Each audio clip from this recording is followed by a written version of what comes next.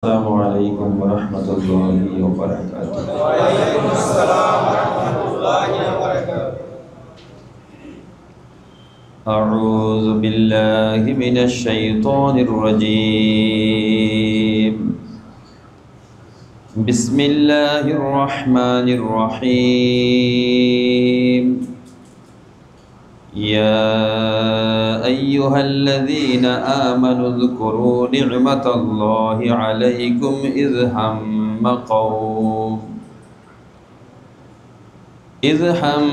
قوم أن يبسطوا إليكم أيديهم فكف أيديهم عنكم واتقوا الله وعلى الله فليتوكل المؤمنون.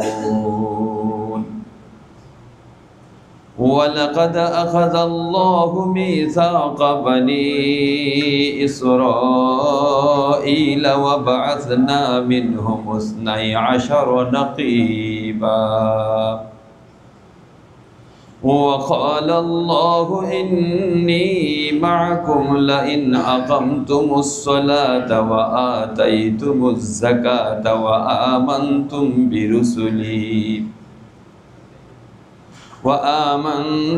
برسلي وعزرتموهم وأقرضتم الله قرضا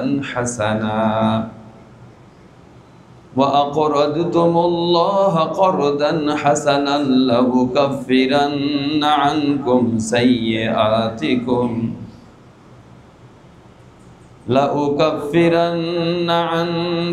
سيئاتكم ولأدخلنكم جنات تجري من تحتها الأنهار فمن كفر بعد ذلك منكم فقد ضل سواء السبيل.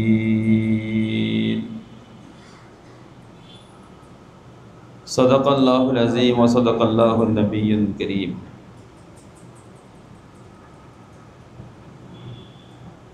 আল্লাহ রাব্বুল ইজ্জত রাব্বুল আলামিনের মেহেরবানি যে আল্লাহ তাআলা আমাদের মতো দুর্বল শরীর এবং দুর্বল চিত্ত নিয়ে জিম্মাদারি যদি আল্লাহ পাকের উপর না থাকতো, আল্লাহ পাকের দয়া যদি আমাদের প্রতি না থাকতো, মূলত আমাদের বেঁচে থাকা সম্ভব ছিল না।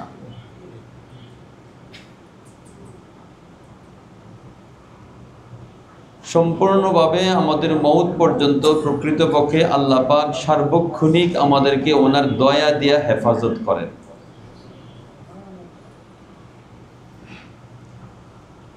যার কারণেই এই বৈরী পরিবেশে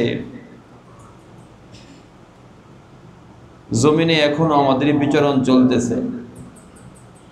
যেই রাব্বুল আলামিন আমাদেরকে ওনার পক্ষ থেকে খাস এই নিগরানির সাথে ঈমানান আল্লাহর ঘরে মসজিদে পবিত্র ঈশান নামাজ জামাতের সাথে আদায় করার পরক্ষণেই কোরআন মাজিদের বড় বরকতময় সূরাতুল মায়েদার 11 এবং 12 নং আয়াতে কারিমা তেলাওয়াত করা এবং তেলাওয়াত শ্রবণ করার তৌফিক দান করেছেন সেই রব্বুল আলামিনের দরবারে কৃতজ্ঞতা শুকরিয়া আদায় করি। সকলেই বলি আলহামদুলিল্লাহ। আল্লাহুম্মা সাল্লি আলা মুহাম্মাদ ওয়া আলা আলি মুহাম্মাদ কামা সাল্লাইতা আলা ইব্রাহিম ওয়া আলা আলি ইব্রাহিম ইন্নাকা হামিদুম মাজিদ। اللهم بارك على محمد وعلى آل محمد كما باركت على إبراهيم وعلى آل إبراهيم إنك حميد مجيد.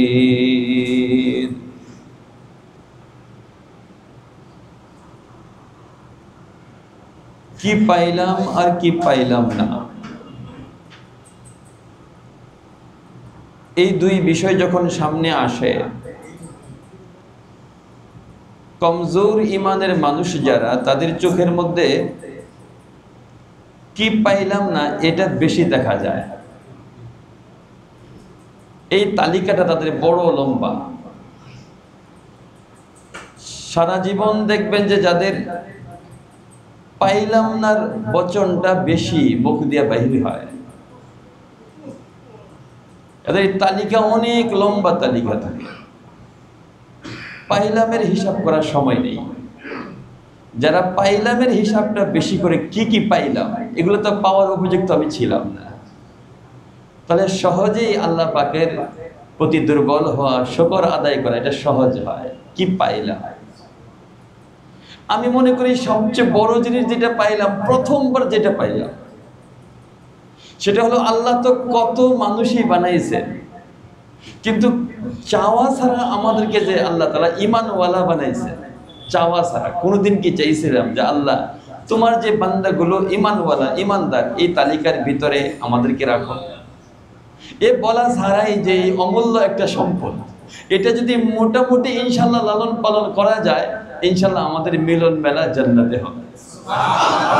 পাইলামের প্রত্যেকটা অনেক দামি, পাইলাম না দেখার দরকার নেই।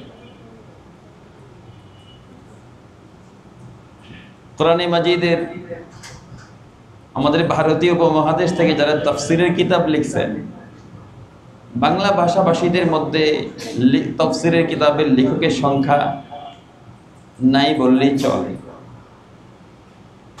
পাকিস্তানিদের মধ্যে, শুধু পাকিস্তানের মধ্যে না, বিশ্ববিখ্যাত সর্বশেষ তাফসিরের কিতাবের মধ্যে অন্যতম একটা তাফসিরের কিতাব হলো তাফসিরে মাআরিফুল কোরআন। তাফসিরে মাআরিফুল কোরআন একই নামে দুইটা তাফসির আছে। একটা কিতাব লিখছেন আল্লামা ইদ্রিস কান্দলবী রাহমাতুল্লাহ আলাইহি, আর আরেকজনের সন্তানরা এখনো বাইচে আছে। আপনারা লাইব্রেরিতে গেলেই দেখবেন যে কিছু কিতাবাদি আছে, তকি উসমানী সাহেব লেখা থাকে, ওনার আব্বাজান মুফতি শফি সাহেব রাহমাতুল্লাহ আলাইহি, উনি নেই।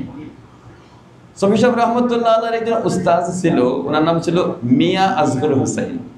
আগের দিন আলেম ওলামাদেরকে মিয়া বলতো, এই জন্য ওনার নামের আগে একটা শব্দ মিয়া আসগর হুসাইন ওনার নাম। উনি খবর পাইছে যে ওনার উস্তাদের জ্বর। তো এখন তো আমরা রোগী দেখতে যাই না, এটা খুব ভালো সিফত, কিন্তু রোগী দেখতে যাওয়া। কেউ যদি রোগী দেখতে যায়, আমার মনে হয় যাকে দেখতে গেছে তাকে যে সান্ত্বনা দিল, এটা দিয়ে উনি যত সান্ত্বনা পাবেন, এর চাইতে বেশি উপকার ওনার হবে, যিনি দেখতে গেলেন। ওনার শেফা হবে কিনা, আরোগ্য হবে কিনা, এটা আমাদের জানা নাই, কিন্তু নবীজি বলছে যিনি দেখতে যাবে, যদি সকালে দেখতে যায়, তাহলে সূর্যাস্ত পর্যন্ত, মানে সন্ধ্যা পর্যন্ত ৭০,০০০ ফেরেশতা তার জন্য ইস্তেগফার করতে থাকে। আর যদি রাতের বেলায় যায়, তা ফজর উদয় হওয়া পর্যন্ত ৭০,০০০ ফেরেশতা তার জন্য ইস্তেগফার করতে থাকে। ফেরেশতারা তো কোনো গুনাহ করে না, বলা তো যায় না ৭০,০০০ ফেরেশতার আবদার কবুল করে। আল্লাহ শুধু রোগী দেখতে গেছে, দেখনেওয়ালাকে, জায়েরকে, জিয়ারতকারীকে আল্লাহ তাআলা মাফ করে দিতে পারেন কি পারেন না? এটার চাইতেও আরেকটা জিনিস আমার কাছে বেশি উপকার মনে হয়, এটার চাইতেও। এটা তো উপকার, ঠিক না? এটা যদি আরেকটা জিনিস বেশি উপকার মনে হয়, আমার জেহেনের মধ্যে আসে, সেটা হলো একটা মানুষ মুমূর্ষু অবস্থায় মেডিকেলের বেডে অথবা ঘরের কোণের মধ্যে কাতরাইতেছে, আমি তাকে দেখলে, তাকে দেখার সাথে সাথে আমার অঙ্গের মূল্যটা বুঝে আসবে। এই লোকটা শ্বাস নিতে পারতেছে না, শ্বাসটাও তার কষ্ট হইতেছে, হাত পা নাড়াইতে পারতেছে না, প্যারালাইজড অবস্থায় বিছানার মধ্যে পড়ে রয়েছে, আর আমি একটা সতেজ শরীর নিয়ে তার পর্যন্ত গেছি। আমার মনে হয় যাওয়ার সাথে সাথে মনে মনে কতবার যে আলহামদুলিল্লাহ বলবে যে আল্লাহ তুমি ওনার মতো আমাকে বানাও নাই, আমাকে হেফাজত করছো। কিন্তু ওনার সামনে যদি জোরে আলহামদুলিল্লাহ বলে, তাহলে উনি একটু কষ্ট পাইতে পারে। এই জন্য মনে মনে মনে হয় অনেকবার শুকর আদায় করবে, আর এই অবস্থা থেকে আল্লাহর কাছে পানা যাবে, আল্লাহ গো এই হালাত থেকে আমাকে হেফাজত করো। আমার মনে হয় এই উপকারটা সবচেয়ে বেশি হবে। যেভাবে আমরা অন্যান্য নেকামল করি, এভাবে দুস্থ মানবতা, অসুস্থ, এদেরকে দেখতে যাওয়া দরকার, তার উপকারের জন্য না, আমার উপকারের জন্য। আমার চেঞ্জিং হয়ে যাবে, আমাদের তার হালত দেখলে আমাদের চেঞ্জ আসবে একটা। যাওয়ার পরে হুজুরকে জিজ্ঞেস করছে যে হুজুর কেমন আছেন, ওনার উস্তাদ যায় দেখে জ্বরে পুরো শরীর কাঁপতেছে। এই পুরো শরীর কাঁপুনি জ্বর আপনারা দেখছেন না? একটু আলহামদুলিল্লাহ চিকিৎসা বিদ্যার জন্য বর্তমান জামানায় এই কাঁপুনি জ্বরটা অনেকটা কম। আগে তো ঘরে ঘরে এরকম হয়তো আপনাদের মনে থাকলে থাকতেও পারে, মাটির কলস ছিদ্র কইরা 7 দিন 8 দিন 10 দিন 15 দিন পর্যন্ত মানুষের মাথার মধ্যে এরকম পানি অনবরত দেওয়ার থাকতো।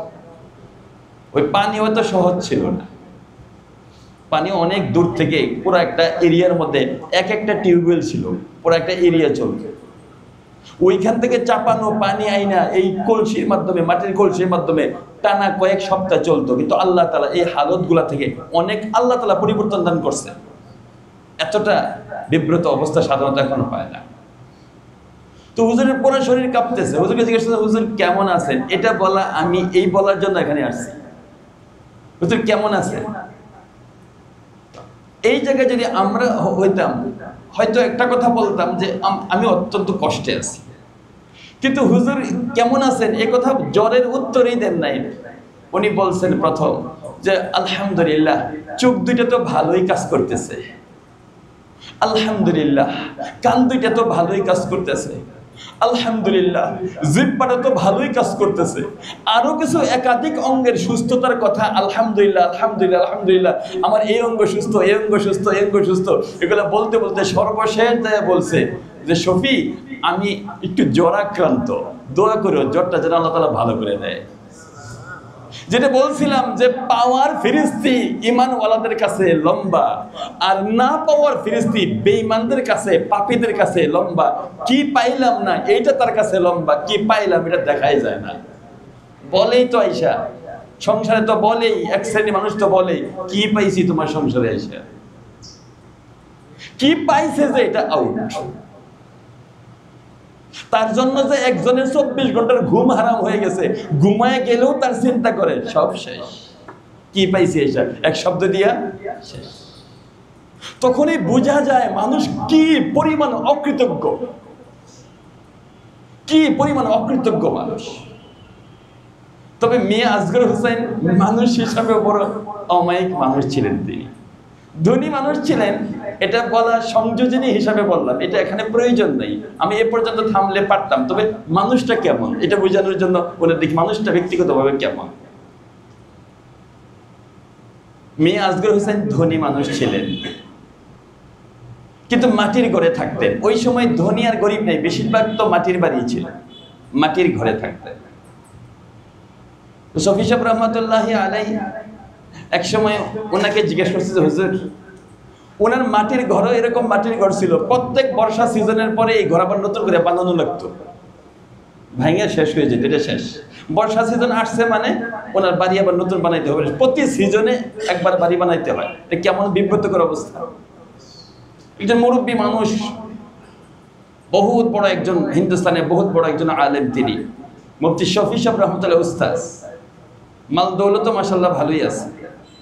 তো উনি বললেন যে হুজুর এই যে প্রত্যেক সিজনে আপনার বাড়িটা নতুন বানাইতে হয়, আপনি এরকম না করে একটু ইট দিয়া একটু পাকা করে ঘর বানাই নিলে তো এই কষ্টটা হয় না।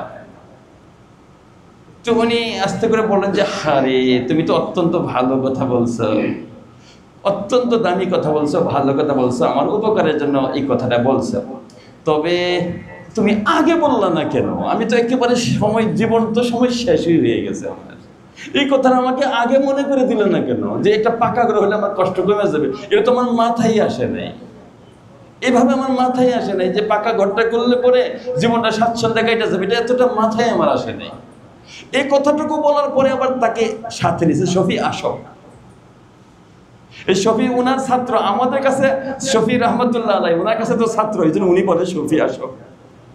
শফি আয়েশা ওনাকে ধরছে, গলির দিকে তাকাও তো, এই গলির দিকে তাকাচ্ছে, বলো তো এই গলিতে যত বাড়ি দেখা যায় বাড়ির মধ্যে কোনো পাকা বাড়ি আছে? কোনো পাকা বাড়ি নেই। দেখো আমি আসগরের এই পরিমাণ সম্পদ নাই যে সম্পদ দিয়ে সকলের বাড়িটা পাকা বানিয়ে দেব। এই পুরা মহল্লার মধ্যে শুধু আমি একা আসগর আলীর বাড়িটা যদি পাকা থাকে, তো সমস্ত মানুষের এই সমস্ত প্রতিবেশীদের দিলের মধ্যে একটা কষ্ট আসতে পারে যে আরে উনার পাকা বাড়ি, আমার যদি এরকম টাকা থাকতো আমিও তো এরকম পাকা বাড়ি বানাইতাম। এতটুকু কষ্ট যেন কোনো প্রতিবেশীর অন্তরের মধ্যে না লাগে, এটা আমি কষ্ট সহ্য করছি, জীবনে পাকা বাড়ির কল্পনাও করি নাই। মানুষ কেমন দেখেন, কাকে মানুষ বলে? আমরা তো মনে করি মাথা ফাটাইলে মনে হয় কষ্ট দিলাম, আরো যে কতভাবে মানুষের দিলে হিট লাগতে পারে এটা কল্পনাও করি না আমরা। এই জন্য না পাওয়ার ফেরেশতা না। আমি এখানে আমরা যারা আছি অনেকে তো অসুস্থ থাকতে পারি না, ওই দিকে তাকানোরই দরকার নাই। যখনই বলা হবে ভাই কেমন আছেন বা কেমন আছো, নির্দ্বিধায় বলবো আলহামদুলিল্লাহ আমি ভালো আছি। পাওয়ার ফেরেশতাটা বেশি দেখতে হবে, না পাওয়ার ফেরেশতা না। আমাদেরকে ভালো রাখেন কে? আল্লাহ। হেফাজত করেন কে? আল্লাহ। নবীজি একটা দোয়াও আছে এরকম, আল্লাহুম্মা লা মানিআ লিমা আ'তাইতা ওয়া লা মু'তিয়া লিমা মানা'তা ওয়া লা ইয়ানফা'ু যাল জাদ্দি মিনকাল জাদ। আল্লাহুম্মা আয় আল্লাহ, লা মানিআ লিমা আ'তাইতা, যেটা তুমি দাও এটা কেউ ফিরাইতে পারে না। ওয়ালা মু'তিয়া লিমা মানা'তা, যেটা তুমি মানা করো তুমি দাও না এটা কেউ আনতে পারে না। ওয়ালা ইয়ানফা'ু যাল জাদ্দি মিনকাল জাদ, ধনীর পকেটে অনেক টাকা থাকতে পারে, ধনীর ঘরে অনেক ধান চাউল থাকতে পারে, কিন্তু যদি আল্লাহ না চান তোমার সম্পদ তোমার উপকার করুক, এই সম্পদ তোমার কোনো উপকার করতে পারে না। টাকা পয়সার অভাব নাই, ঘরে অনেক কিছু আছে, একেবারে গ্রামের মোড়ল যারা, দুধের গাভীরও অভাব নাই, গোয়াল বড়া গাভী গরু আছে, ঘরে পর্যাপ্ত ধান চাউলের ব্যবস্থাপনা আছে। ডাক্তার বলে দেয় যে মোড়ল সাহেব দুধ খাওয়া নিষেধ। দুধ না, দুধ ও দুধ জাতীয় খাবার, ইচ্ছা করলে দুধ দিয়ে একবারে হাতের কবজা পর্যন্ত ডুবাইয়া দিনে সন্ধ্যা খাইতে পারবে, কোনো অভাব নাই। কিন্তু কে করে দিছে? আল্লাহ। গাভী তোমার থাকবে কিন্তু তোমার দুধ খাবে তোমার কামলা। পরে বলে দেয় বেশি করে দুধ খাইবি, ডাক্তারে বলে দেয় বেশি করে দুধ খাইবি, তোর কামাই করায় মরলের দিয়া। মরলের গাভী 8টা 10টা, মরলের 8টা 10টা গাভী আছে, মরলের ডাক্তার বলে দেয় দুধ জাতীয় খাবার নিষিদ্ধ। তাহলে দেনেওয়ালাকে আল্লাহ, হেফাজত করনেওয়ালাকে আল্লাহ। আজকে শুরুর আয়াতে কারিমা সূরাতুল মাইদার 11 নম্বর আয়াতে কারিমা, এটা আল্লাহর হেফাজতের জিম্মাদারির কথা আল্লাহ তাআলা এই আয়াতে কারিমার মাধ্যমে জানাইছেন। একটু ঘটনাটা বলে নেই, তাহলে এটা বুঝতে একেবারে কম সময় লাগবে। বেশ কয়েকটা শানে নুজুল আছে এই 11 নং আয়াত অবতীর্ণের পিছনে। সূরাতুল মাইদার 11 নং আয়াতের পিছনে বেশ কিছু শানে নুজুল আছে। সবগুলো বলা সম্ভব না হলেও আমি কমপক্ষে 2টা 3টা ইনশাআল্লাহ উপস্থাপন করি, তাতে বোঝা যাবে। আল্লামা বাগবী রহমতুল্লাহ আলাইহি শীর্ষস্থানীয় তাবিঈদের মধ্যে একজন মুফাসসির ছিলেন, মুজাহিদ রহমতুল্লাহ আলাইহি। আবু জাহেলের ছেলে, উনি কিন্তু মুসলমান হয়েছিলেন, ইকরামা রহমতুল্লাহ আলাইহি। আল্লামা বাগবী রহমতুল্লাহ আলাইহি ওনাদের বরাত দিয়া একটা শানে নুজুল বর্ণনা করছেন। নবীজি সাল্লাল্লাহু আলাইহি সাল্লামের জামানায় নবীজি এক জামাত গঠন করছেন দিন প্রচার করার জন্য, কোন এক কবিলার আবদারের কারণে। কবিলার নাম হলো বনি আমের বা বনু আমের। নবীজি 30 জনের একটা জামাত বানাইছেন। এর মধ্যে জামাতের আমির যিনি ছিলেন ওনার নাম ছিল মুনজির ইবনে উমর, জামাতের আমির। 30 জনের এক কাফেলার জামাতের আমির মুনজির ইবনে উমর রাদিয়াল্লাহু তাআলা আনহুকে, উনি খাজরাজ গোত্রীয় ছিলেন,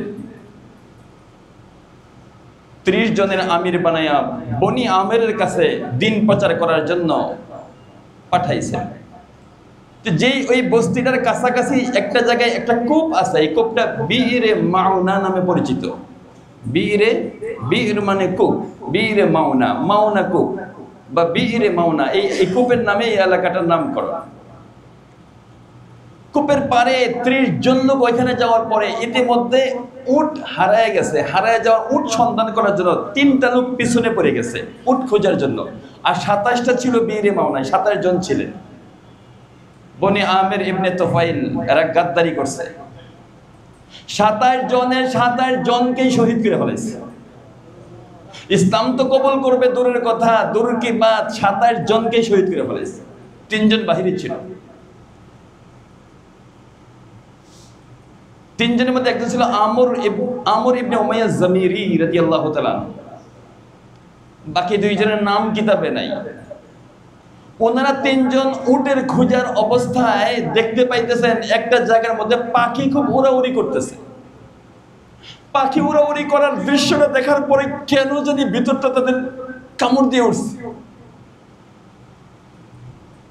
কারো সন্তান, কারো আপনজন যদি কোথাও অ্যাক্সিডেন্ট হয়, অনেক সময় দেখা যায় বাড়িতে কেউ বলে কেন জানি কেমন লাগতেছে, আমার জানি কেমন লাগতেছে। দেখা যায় যে দুর্ঘটনা যখন ঘটছিল তখনই কেমন লাগতেছে অনেকের, রক্তের একটা সম্পর্কের কারণে এরকম হয়। অথবা দুঃস্বপ্ন দেখে কেউ হঠাৎ করে ঘুম থেকে উঠে পড়ে যে খবর নেও অমুক তো বাড়ি থেকে গেছিল, তাকে খবর নেও আমার যিনি কেমন জানি দেখলাম আমি। তো ওনারা দেখেন পাখিরা আকাশে উঠতেছে, কিছু পাখির ঠোঁট থেকে তাজা রক্ত, জমাট রক্ত এরকম পাখির ঠোঁট থেকে নিচে পড়ে যেতেছে। এই দৃশ্য দেখার পরে তাদের চোখের পানিতে, না আমার ভাইদের কিছু হয়েছে, আমরা উঠ খুঁজতেছি কিন্তু আমাদের ভাইদের কিছু হয়েছে, যে পাখির ঠোঁটে রক্ত দেখা যায়, পাখির ঠোঁট থেকে নিচে রক্ত পড়তেছে, ঘটনা একটা কিছু হয়েছে।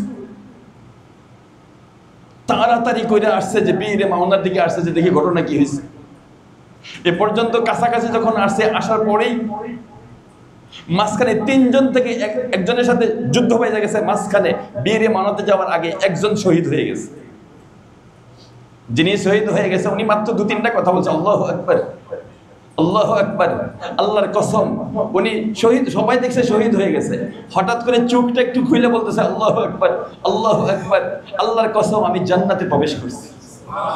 যে আরবিটার বাংলা হলে আমি জান্নাতে প্রবেশ করছি, এতটুকু বলেই শেষ। বাকি রয়েছে 2 জন। 30 জন থেকে 28 জন বিদায় হয়ে গেল, এবার বাকি রইল 2 জন।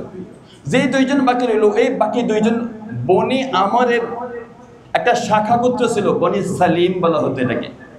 এই 2 ব্যক্তির সাথে 2 ব্যক্তির মোকাবেলা হলো বনি সালিমের। শরীরে তো স্পিড খুব বেশি, সমস্ত ভাই শহীদ হয়ে গেছে, এই কারণে দিলের ভিতরে এমন জজবা আসছে, এই বনি সালিমের এই 2 ব্যক্তিকে, বনি আমরের সাথে সম্পর্কিত 2 ব্যক্তিকে তারা মেরে ফেলছে। এরা তো শহীদ হয় না, তাদেরকে মেরে ফেলছে। কিন্তু ওনাদের জানা ছিল না এই 2 ব্যক্তি বনি সালিমের। আর বনি সালিমের সাথে নবীজি সাল্লাল্লাহু আলাইহি সাল্লামের আগে একটা চুক্তি হয়েছিল, যাদের সাথে যাদের চুক্তি হয়, রাষ্ট্রীয় চুক্তি হয়, তাদের নিরাপত্তা চলে আসে, তখন তাদের উপর আক্রমণ করার বৈধতা থাকে না। কিন্তু কেমন দেখেন 28 জন শহীদ হয়ে গেছে, এরপরেও বনি সালিমের 2 ব্যক্তিরা যায় নবীজির কাছে আবদার পেশ করছে মদিনায়, যে আমাদের 2 ভাইকে আপনাদের 2 ভাই মেরে ফেলছে। হুজুর আকরাম সাল্লাল্লাহু আলাইহি ওয়াসাল্লামের সাথে চুক্তিবদ্ধ। এখন করণীয় কি? এখন করণীয় হলো তার জন্য রক্তপণ দিতে হবে, তার রক্তের পণ দিতে হবে। কিন্তু মুহাম্মদ সাল্লাল্লাহু আলাইহি ওয়াসাল্লামের সাথে, নবীজির সাথে এবং সাহাবীদের সাথে আগে থেকেই মদিনার ইহুদি এবং খ্রিস্টানদের সাথে মদিনা সনদের মাধ্যমে একটা চুক্তি ছিল কি ছিল না? ভাই আপনারা ব্রেন খুব উর্বরের সাথে শুনতে হবে, এগুলো খুব ভালোভাবে না বুঝলে এটা বোঝা যাবে না। এটা তো হুজুর আকরাম সাল্লাল্লাহু আলাইহি ওয়াসাল্লাম কয়েকজন সাহাবীকে সাথে নিলেন, যে এখন তো রক্তপণ দিতে হবে, আমি একাকী রক্তপণ তো আমরা দেব না, আমরা চুক্তিবদ্ধ, মদিনার ইহুদি খ্রিস্টান আমরা যারা আছে মুসলমান সবাই মিলে আমরা এটার 2 জন ব্যক্তির রক্তপণ আমরা আদায় করব। হুজুর সাল্লাল্লাহু আলাইহি ওয়াসাল্লাম কয়েকজন সাহাবীকে সাথে নিলেন, এর মধ্যে ওমর রাদিয়াল্লাহু আনহু সাথে নিলেন, আলী রাদিয়াল্লাহু আনহু সাথে নিলেন, তালহা রাদিয়াল্লাহু আনহু সাথে নিলেন, আব্দুর রহমান ইবনে আউফ রাদিয়াল্লাহু তাআলা ওনাদেরকে সাথে নিলেন। উনি কাব ইবনে আশরাফের কাছে গেলেন। বনি নাজিরের লিডার ছিল সে কাব ইবনে আশরাফ। কাব ইবনে আশরাফকে যা বলছে যে দেখেন আমাদের এইভাবে তো আমাদের 2 সাথী, আমাদের 28 জন শহীদ হয়েছে, তবে আমাদের 2 সাথী বনি সালিমের সাথে আমাদের চুক্তি ছিল, এটা তাদের জানা ছিল না, 2 জনকে এরা মেরে ফেলছে। এখন তো তাদের রক্তপণ দাবি করছে, তাদের সাথে যেহেতু আমাদের চুক্তিবদ্ধ নিরাপত্তা দিতে পারি নাই, কাজে রক্তপণ আদায় করতে হয়। তোমরা তোমাদের সাধ্যমতো কি পরিমাণ আমাদেরকে সহযোগিতা করতে পারবা? ইহুদি কাব ইবনে আশরাফ তথা বনু নাজিরের অন্যান্য ইহুদিরা বলছে যে এইভাবে মুহাম্মদ আমাদের এতটা কাছে কোনোদিন আসে না। এরা তো আমাদের কাছে মুহাম্মদ সাল্লাল্লাহু আলাইহি ওয়াসাল্লাম, কিন্তু ইহুদিদের কাছে মুহাম্মদ সাল্লাল্লাহু আলাইহি ওয়াসাল্লাম না। তো তো মোহাম্মদ তো এতটুকু কাছে আমাদের কখনো আসে না। আজকে যেহেতু আয়েশা গেছে, তাহলে জীবন শেষ করে দিব, একবার শেষ, আর সুযোগ দিব না। তো কাব ইবনে আশরাফ ধোকা বলছে, হুজুর আয়েশাই যেহেতু গেছেন আমাদের বনে নাজিরের মধ্যে, আমার কাছে আয়েশাই গেছেন, আপনার মতো একজন মহামান্য ব্যক্তি যদি আমার ঘরে অতিথি হিসাবে না আসেন তাহলে কেমন হয়? ইতিমধ্যে নবীজিকে অতিথি মেহমান দাওয়াত দিছে, ইহুদির করে দাওয়াত দিছে। নবীজি চিন্তা করছেন যে আমি আসছি, এদের কাছে দাওয়াত দিছে, ঠিক আছে ঢুকি। নবীজি অগ্রিম জানে না, ভবিষ্যৎ জানে না, ভবিষ্যৎ জানে কে? আল্লাহ। নবীজিকে নিয়ে কাব ইবনে আশরাফের বাড়িতে একটা ওয়ালের পাশে বসাইছে। আমর ইবনে জাহাশ নামক এক কুলাঙ্গার, আমর ইবনে জাহাশ নামক একজন কুলাঙ্গার, এই কুলাঙ্গারকে বলছে যে তুমি একটা কাজ করবা, আমি যখন মুহাম্মদকে নিয়ে ওয়ালের পাশে বসবো, তুমি ছাদ থেকে বড় একটা পাথর মুহাম্মদের বরাবর তুমি ছেড়ে দিবা, শেষ করে দিবে একবারে। নবীজি কত সাদা অন্তরে নিয়ে গেছে, শেষ করে দিবে। যেই আমর ইবনে জাহাশ ছাদের মধ্যে উঠছে, নবীজিকে লক্ষ্য করে একটা বড় পাথর ছেড়ে দিবে, এমত অবস্থায় আল্লাহ তাআলা জিবরাইলকে বলেছেন, জিবরাইল যাও, যাই সেটা তোর হাত দুটো পাইতে ফেলেছে। ওই ওয়ালের মধ্যে রাইখে, ছাদের মধ্যে রাইখে তার হাত দুটো পাইতে ফেলেছে। বলেন তো এই মুহূর্তে পাইতে ফেলাইছে, আর জিবরাইল ইসলাম নবীজিকে বলছে যে নবীজি কাটেন। ঘটনা যে এটা ঘটতেছে বুঝতেও দেন না, আপনি আস্তে করে মদিনার দিকে চলে যান। নবীজি আস্তে করে আলীকে বলছে যে আলী তুমি থাকো, আমার অন্যান্য সাথীরা তো আমাকে খুঁজবে, এদেরকে তুমি বইলো যে নবীজি মদিনায় চলে গেছে, এই কথা বইলো, তুমি পরে আসো, তুমি আপাতত থাকো, এরা যেন না বুঝতে পারে। এই যে ঘটনাটা পাথরের নিচ থেকে কে বাঁচাইছে? আল্লাহ। পাথরের নিচ থেকে আল্লাহ তাআলা নবীজিকে বাঁচাইছে, আর কেউ বাঁচাইতে। এই জন্য আমরা শুকরিয়া আদায় করতে হবে কার? আল্লাহ। হযরত জাবির রাদিয়াল্লাহু তাআলা আরেক হাদিস আছে, জাতুর রেকা, ওই যে ওই দিন বলছিলাম গহনা হারায় গেছিল, গলার হার, ওই জাতুর রেকা, ওই জাতুর রেখা থেকে জাবির রাদিয়াল্লাহু বলেন, জাতুর রেখা থেকে নবীজি একটা কাফেলা নিয়ে ফিরতেছিলেন। ফেরার পরে পথিমধ্যে একটা পাহাড়ের পাদদেশে অথবা ছায়াদার একটা গাছের নিচে নবীজি ক্লান্তির কারণে দুপুরবেলায় আরাম করতেছেন, শুয়ে রয়েছেন। যখন নবীজি শুয়ে রয়েছেন, হাতের একটা তলোয়ার ছিল, এই তলোয়ারটা গাছের মধ্যে ঝুলাইয়া উনি শুয়ে রয়েছেন।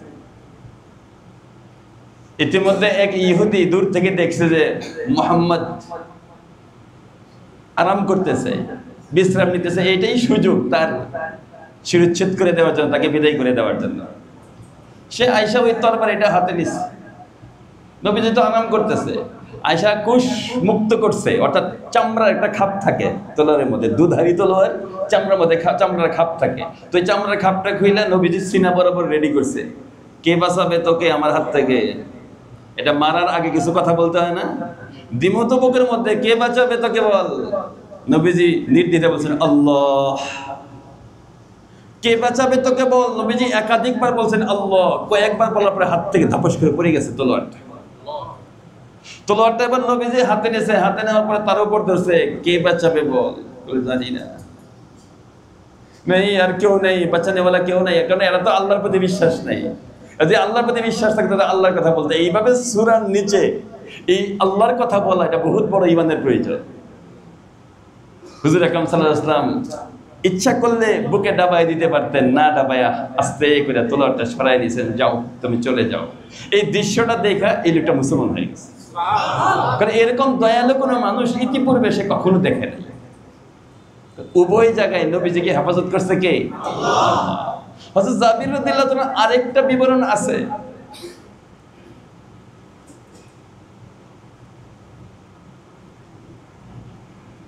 আশকাফ নামক একটা জায়গার মধ্যে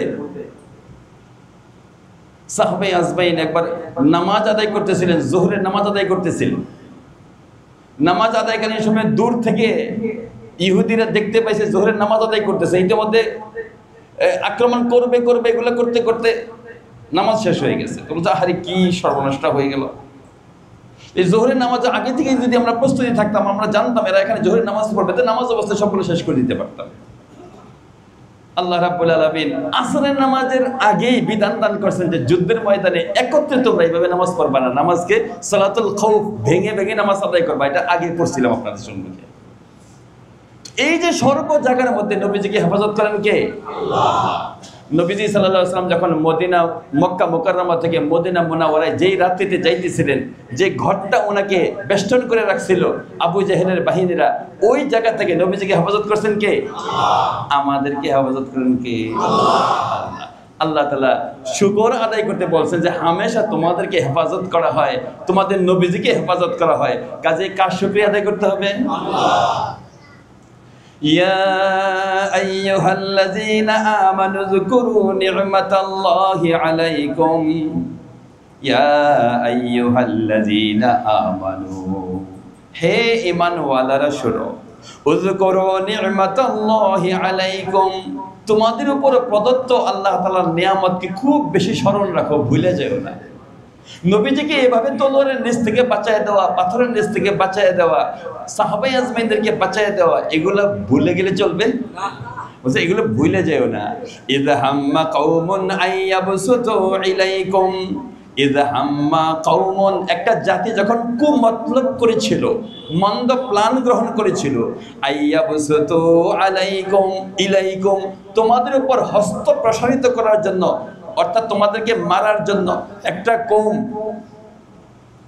মন্দ প্ল্যান প্রোগ্রাম নিয়ত করেছিল, আইদিয়াহুম, এদের হাত প্রসারিত করছিল, ফাকাফা আইদিয়াহুম আনকুম, ওই যে হাত বেঁধে ফেলা অথবা পাথরের নিচ থেকে সরায় ফেলা, ফাকাফা আইদিয়াহুম আনকুম, তোমাদের উপর থেকে তাদের হাতকে ফিরিয়ে দিয়েছেন কে?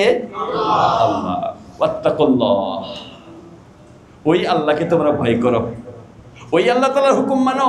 ওয়া আলাল্লাহি ফালইয়াতাওয়াক্কালিল মুমিনুন, সর্বাবস্থায় ঈমানওয়ালাদের কার উপর ভরসা করা উচিত? আল্লাহর উপর ভরসা করা উচিত। না আমার কোনো উপকরণের উপর, কোনো প্রস্তুতির উপর ভরসা, না আল্লাহর উপর ভরসা, আল্লাহর উপর ভরসা। আল্লাহ তাআলা বলেন ওয়াত্তাকুল্লাহ, ওই আল্লাহকে ভয় করো যে আল্লাহ তাআলা এইভাবে হেফাজত করেন। আরে বিজাতীয় কাফের বিমান যেগুলো আছে, এদের সাথেও 24 ঘন্টা 10 জন ফেরেশতা থাকে। শুধু আদম আলাইহিস সালামের আকৃতিতে দুনিয়ার মধ্যে আসছে, যে আদম সন্তান হিসেবে দুনিয়ার মধ্যে আসছে, এজন্য হেফাজত করার জন্য বিধর্মী হইল, বেঈমান হইল, তার সাথে হামেশা কয়জন ফেরেশতা থাকে? আমাকে হেফাজত করার জন্য কয়জন ফেরেশতা আছে? 10 জন ফেরেশতা। নতুবা এই ডানে যেতেছিলে বামে কাত হয়ে পড়ে যেতাম, বামে যেতেছিলে ডানে কাত হয়ে পড়ে যেতাম। এই যে দু পায়ে দিয়ে চলি, ব্যাপার আর কিচ্ছু না। আমার মতো এরকম দু পায়ে দুইটা বাঁশ দেখেন তো কতক্ষণ দাঁড়িয়ে থাকতে পারে? থাকতে পারবে না। এটা আল্লাহ তাআলা চতুর্দিক থেকে আমাদেরকে কি করেন? হেফাজত করেন ফেরেশতাদের মাধ্যমে। ফেরেশতারা যদি বলে আমরা হেফাজত করব না, তাও সমস্যা নাই। এটা একটা সিস্টেম আল্লাহ তাআলা জারি করছে। প্রকৃত হেফাজতকারী কে? আল্লাহ।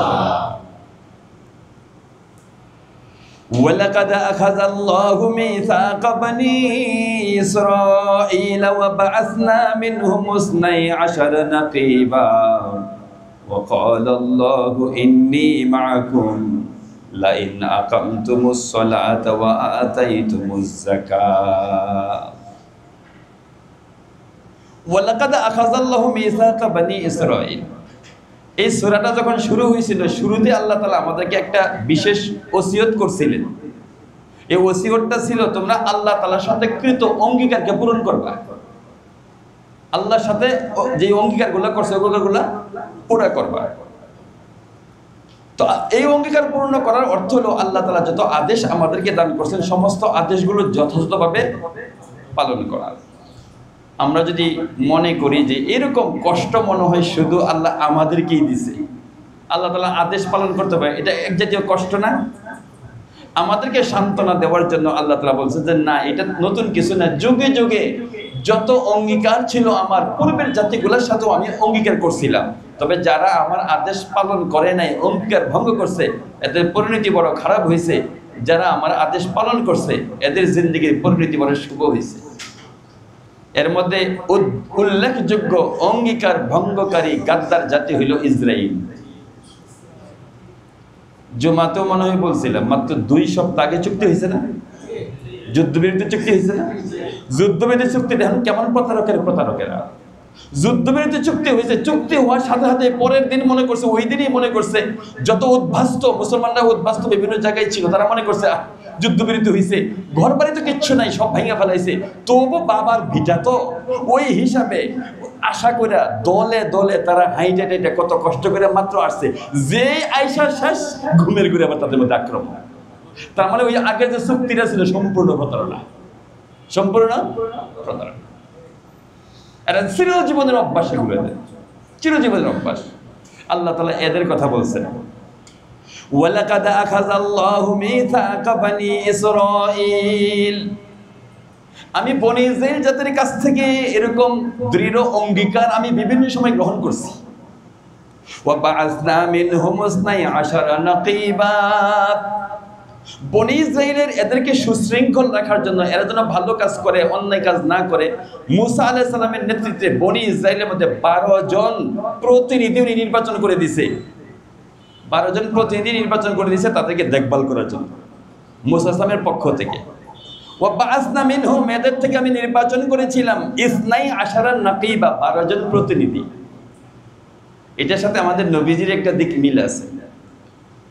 আকাবা নামক জায়গার মধ্যে নবীজির হিজরতের আগে 3 বছরের ভিতরে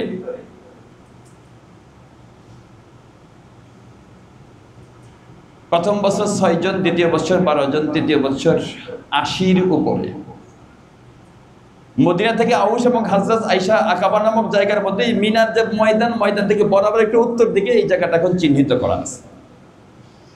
এখানে বাইআতে আকাবার নবীজির হাতে হাত রেখে শপথ হয়েছিল। নবীজি একজন শিক্ষক বানিয়ে দিয়েছিলেন তাদের, একজন মুসআব ইবনে উমাইর রাদিয়াল্লাহু তাআলা। কাকে নাম বলেন? মুসআব ইবনে উমাইর। আমার খুব প্রিয় সাহাবী তিনি, আপনারও খুব প্রিয় সাহাবী হবেন তিনি। কেন জানেন? একজন সাহাবীর চেহারা ছিল নবীজির চেহারার মতো। উনি মুসআব ইবনে উমাইর রাদিয়াল্লাহু তাআলা। উনার চেহারাটা দূর থেকে অনেক সময় মানুষ বুঝতে একটু কষ্ট হইতো যে নবীজি আসতেছে না কে আসতেছে, কারণ মুসআব রাদিয়াল্লাহু চেহারাটা অনেকটা নবীজির চেহারার মতো ছিল। তো এই মুসআব রাদিয়াল্লাহু তাআলা ছিলেন উনি শিক্ষক, উনি মদিনার প্রথম ইমাম ছিলেন। এছাড়া নবীজি তাদের মধ্য থেকে যারা আয়েশা নবীজির কাছে ইসলাম ধর্ম গ্রহণ করছে, বাইআত হয়েছে, তাদের থেকে 12 জন নাকিব নিযুক্ত করছিলেন। তাহলে মুসা আসলাম কয়জন নিযুক্ত করছিলেন? আমাদের নবী কয়জন? 12 জন। এর মধ্যে ওই যে একটু আগে বললাম না যে শহীদ হয়েছে, কি জানি নাম বলছি, মুনজির ইবনে ওমর রাদিয়াল্লাহু তাআলা। মুনজির ইবনে ওমর এই 12 জনের মধ্যে একজন ছিলেন। মুনজির ইবনে ওমর এই 12 জনের মধ্যে একজন ছিলেন। উবাদা ইবনে সামিত রাদিয়াল্লাহু তাআলা একজন ছিলেন।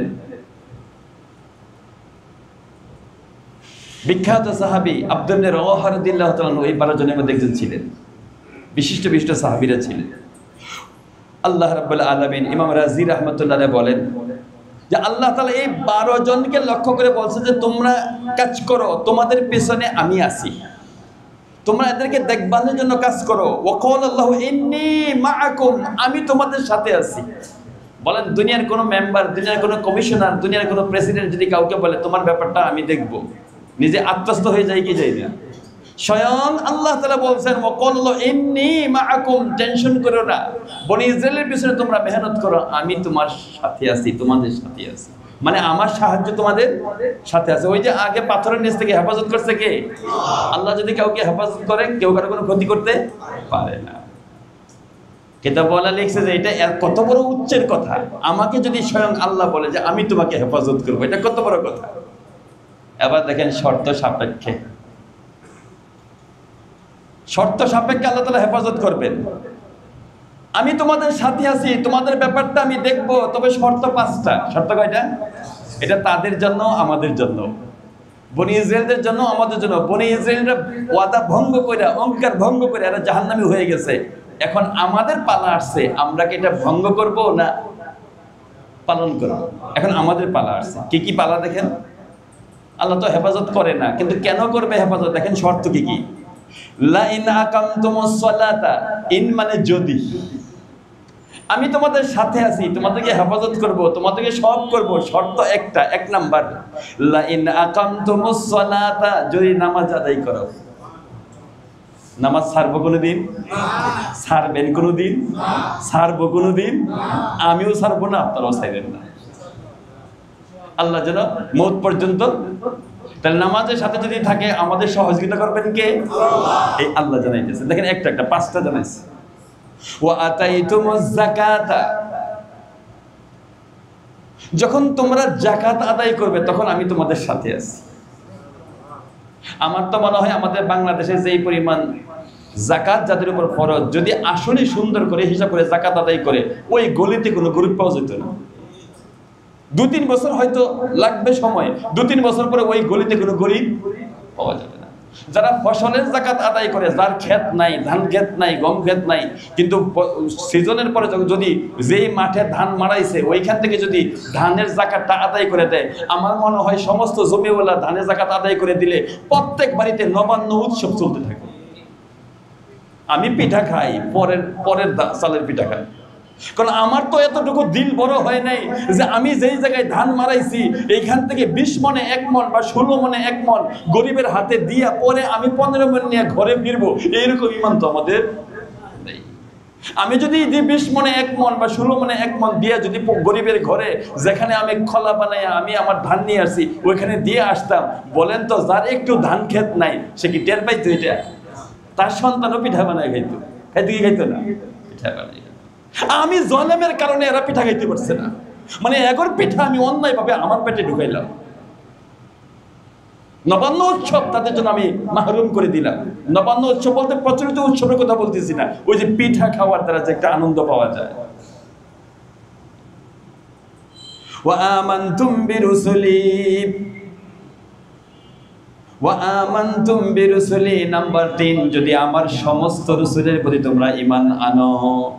বলেন তো ইহুদিরা কি সমস্ত রাসূলের প্রতি ঈমান আনে?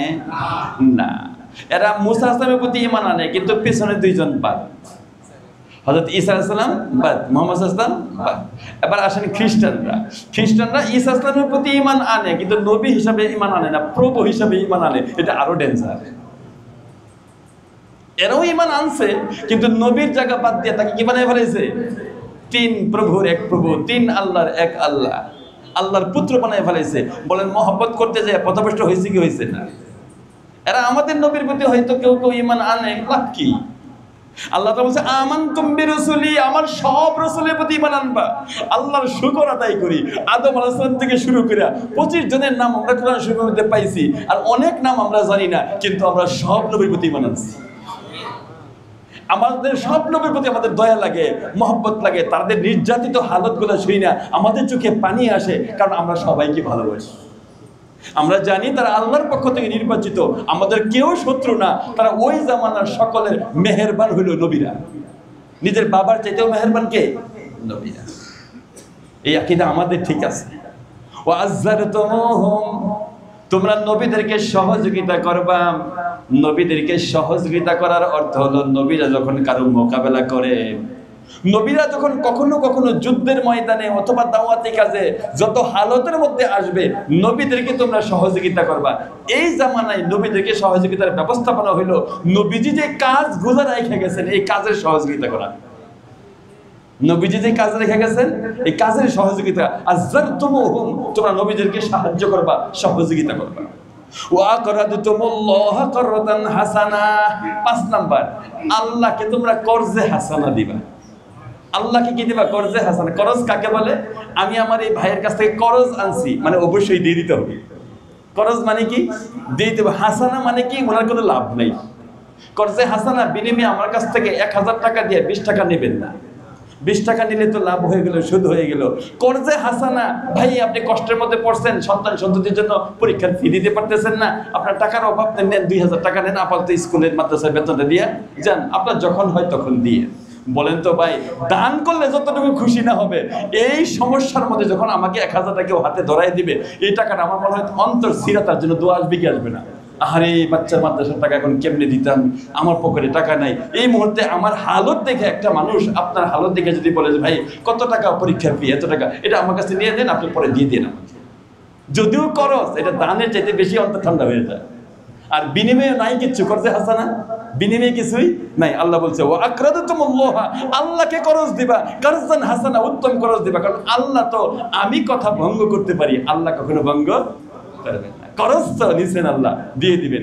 আসলে কি আল্লাহ ভোগ করার জন্য করজ নিছেন? আল্লাহ কি ক্ষুধা আছে? আল্লাহ ক্ষুধা থেকে পবিত্র। আল্লাহর কি অভাব আছে? আল্লাহ নিজেই তো জ্ঞানী, নিজেই তো সমস্ত ধনির স্রষ্টা। তিনি আবার অভাব কিসে? উনি তো সমাদ, তিনি তো অমুখাপেক্ষী। ওনার তো কোনো হাজত নাই, উনি সুবহান, উনি চিরপবিত্র। এরপরেও চাইছেন মানে তোমার কর্জে হাসানা অপর একজন গরিব মানুষকে দেওয়া, নিডি মানুষকে দেওয়া, এটাই আল্লাহকে খরচ দেওয়া। তুমি দিবা তাকে, প্রতিদান দিব কে? আল্লাহ। কারণ সে আর কি প্রতিদান দিবে তোমাকে, তার কি আছে? আমার একটা গরিব বান্দারে তুমি উপকার করছো, কি দিবে সে? তোমাকে কি দিবে? কি দিতে পারবে? আমার তো খাজানা, আমি তোমাকে দিব। দেখেন তো এই 5টা আমল বলছেন, ওই নেতাদেরকে বলছেন তোমরা তোমার সহযোগিতা করবো, শর্ত সাপেক্ষে এই 5টা দায়িত্ব তোমরা পালন করবা। বলেন তো এই উম্মতের সামনে এই ঘটনাটা আল্লাহ উপস্থাপন করার উদ্দেশ্য হলো তোমরাও এই 5টা দায়িত্ব পালন করবা, তাহলে তোমাদের সাথে কে আছেন? নিয়ত আছে ইনশাআল্লাহ। শুধু ভূগোবাদী হওয়ার দরকার নেই, নিজের বোঝা এগুলো তো পশু বুঝবে। তাহলে তো আমার নাম মানুষ কেন? আমি মানুষ কেন? আমি ইনসান কেন? আমি তো ইনসান শোভা পায় না। আরে একই জিনিস নিয়ে কামড়ি করবে তো কুকুরে, আমরা না। আমরা তো পরের হক পৌঁছাই দিব। মানুষ যেহেতু আমরা পরের হক পৌঁছাই দিব। আল্লাহ তাআলা একটা ফজিলত বর্ণনা করছেন, আমি তো তোমাদের নুসরত করবই করব, আরো কিছু কাজ করব। লা উকাফিরান্না আনকুম সাইয়্যাতিকুম, এই 5টা কাজ করলে তোমাদের জীবনের সব গুনাহ মাফ করে দিব। সুবহানাল্লাহ। লা উকাফিরান্না, অবশ্যই মাফ করে দিব। আনকুম সাইয়্যাতিকুম, তোমাদের সব গুনাহ আমি মাফ করে দিব। ওয়ালা উদখিলান্নাকুম জান্নাত, অবশ্যই তোমাদেরকে আমি বাগান বাড়ি জান্নাতে আমি প্রবেশ করাবো। তাজরি মিন তাহতিহাল আনহার, তাজরি, যার তলদেশ দিয়ে নদী সমূহ প্রবাহিত। নদী সমূহ বলতে দুধের নদী, মধুর নদী, মিষ্টি পানির নদী, শরাবান তহরান নদী। গাবি দেখছি 1 কোটি গাবি যোগ করলে গাবির দুধ দিয়ে নদী বানানো সম্ভব? পুকুরে তো করতো না। যত কেজি ঢালবো মাটি খেয়ে ফেলে, বিশেষ দেখবো কোনো দুধই তো জমাইতে পারছি না। আর দুধের নদী, তাজরি মিন তাহতিহাল আনহার, নদী সমূহ বলছে আল্লাহ তাআলা। এই বাগানের তলদেতে নদী সমূহ চলতে থাকবে, নদী সমূহ। আর নদী এমন নিয়ন্ত্রিত থাকবে, নদী এটা যে নদীর বাঁকে বাঁকে আমি ঘুরবো না, আমার বাঁকে বাঁকে নদী ঘুরবে। আমাদের কবিরা কবিতা লেখে না, নদীর বাঁকে বাঁকে না, আমার বাঁকে বাঁকে। আমি যেদিক দিয়ে ঘুরবো আমার বাঁকে বাঁকে নদী ঘুরবে। এই পরিমাণ নিয়ন্ত্রিত থাকবে নদী। ফামান কাফারা বা'দা যালিকা মিনকুম, এত সুন্দর করে আমি তোমাদেরকে বুঝাইলাম, এরপরেও যদি আমার এই বিধানকে তোমরা অস্বীকার করো, ফাকাদ দাল্লা সাওয়া আস-সাবিল, সে যেন একটা সোজা পথ থেকে বিচ্যুত হয়ে গেল। একটা সোজা পথের দৈর্ঘ্য কম থাকে। এই আপনারা এই যারা গণিত পড়ছেন ছোটবেলায়, আপনারা এই কি বল জ্যামিতি পড়ছেন না? জ্যামিতির মধ্যে স্যাররা মধ্যে পড়াইছে না যে ওই যে বক্ররেখা কাকে বলে, সরল রেখা কাকে বলে? সরল রেখা কাকে বলে? এক বিন্দু থেকে আরেক বিন্দু সরাসরি যেই রেখার মাধ্যমে 2 বিন্দু সংযোগ হয় তাকে সরল রেখা বলে। সরল রেখার দূরত্বটা কম থাকে, আর বক্ররেখা একই জায়গায় যাইতে চাইলে বাঁকা তারা হইলেই তো দূরত্ব বেড়ে গেল, দূরত্ব বাইরে গেল। আল্লাহ তাআলা সাওয়া আস-সাবিল মানে জান্নাতের পথ বড় সংক্ষিপ্ত, সোজা একটা পথ। এই সোজা পথ, এই 5টা কাজ যদি কেউ না করে, এই সোজা পথটা হারায় ফেলে। সোজা পথ হারায় ফেলে যাবে কোথায়? জাহান্নাম। আল্লাহ পাক আমাকে সহ আমার ভাইদেরকে, আমার মুরব্বীদেরকে সকলকে হেফাজত করে। এই 5 আমল করে আল্লাহ তাআলার অঙ্গীকার রক্ষা করার তৌফিক দান করে। এই 5টা কাজ যারা করবে, বাকি কাজ আল্লাহ তাআলা আসান করে দিবেন। আল্লাহ সুবহানাহু।